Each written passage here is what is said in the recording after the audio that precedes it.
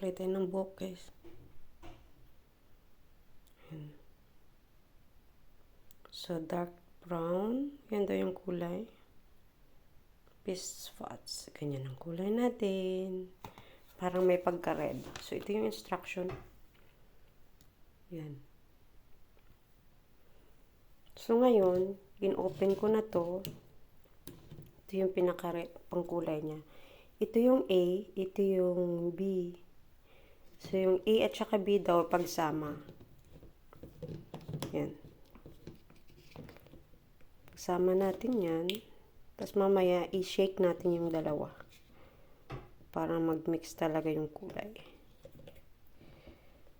Yan. Ano ko lang muna to, guys.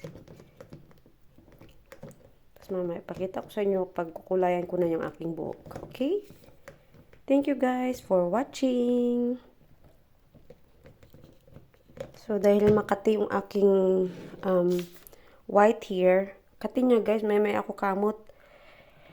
Kaya sabi ko, kulayan ko nga to. Para may iba naman. Pula yung ikukulay natin sa ating buhok. First time ko magkulay ng pula. So, we'll see kung maganda ba sa akin. Kasi last time, pangit ng tingin sa, pangit ng kulay yung nalagay ko. Hindi bagay sa akin. So, ngayon magre-red tayo. Hindi natakpan kasi yung last time, hindi natakpan yung aking kulay.